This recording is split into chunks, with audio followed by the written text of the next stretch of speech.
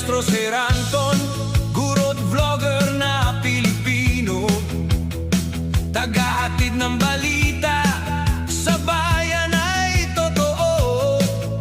Mga benepisyo ng guro, kanyang tinatalakay. Sa video natin ngayon mga kamestro ay pag-usapan at alamin naman natin itong list of SDO with released mid-year bonus. Ngayong araw po yan, May 8, 2026. Ayan, so good news nga po mga kamestro kasi mayroon na naman pong bagong SDO na narilisan po ng kanilang mid-year bonus.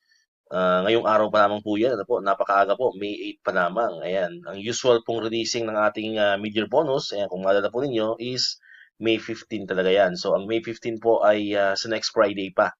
Ayan, so mayroon pang 1 week, exactly 1 week to go, bago talaga natin matanggap, itong ating mid-year bonus. Pero itong SDO na to ay, maaga pong naibigay. Ayan, so, shoutout po, shoutout po sa SDO po na ito. Ibig sabihin ay talagang ginawa nila ng paraan na matanggap ng kanilang mga teachers, ayan, mga non-teaching personnel, yung kanilang mid-year bonus ng mas maaga.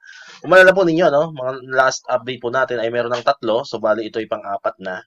Ayan, so syempre nauna po dyan yung SDO Nueva Ecija, then yung Ligao City, then yung Agusan del Sur. Yun po yung mga nauna.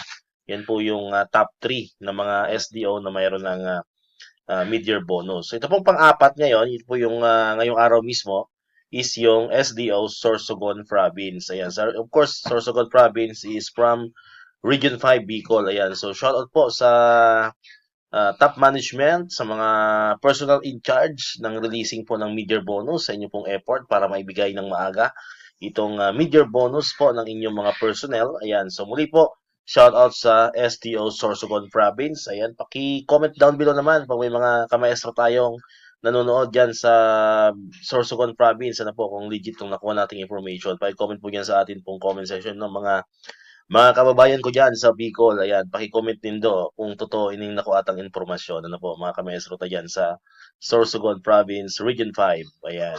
So, sa mga susunod pang SDO, malay natin may magbigay ulit sa Lunes, sa Martes. Ayan, so abangan niyo po yan dito po sa ating YouTube channel. Hopefully ay marami pang sumunod, mas maaga sa May 15. Ayan, kasi kailangan na kailangan natin yung kaperahan na yan, especially ngayong buwan ng May. Ayan, baka yung ibang mga kamaestro natin yan ay baka nagsisimula na mag-early brigada, di ba? Baka yung iba ay may mga seminars sa brigada week natin, kaya yung iba ay nag-early brigada na, di ba? So, kailangan na rin po yung pera natin na yan. Ayan, so, abangan nyo po, Abangan nyo po sa ating YouTube channel ang mga latest update pa tungkol dito sa atin pong mid-year bonus. Alright, so dito ko natapos itong ating video ngayon mga kamestro. Kung di ka pa nakakapag-subscribe, click mo na ang subscribe button dyan para ko yung unang nakapanood ng mga videos na na-upload natin. Katulad ito yung mga updates pa rin about sa mid-year bonus and other benefits ng mga teachers and government employees. And syempre, click mo na rin ang notification bell button para man-notify ka. Always updated ka pag may mga bago tayong uploaded na. So muli, maraming salamat sa inyong panonood at pakikinig.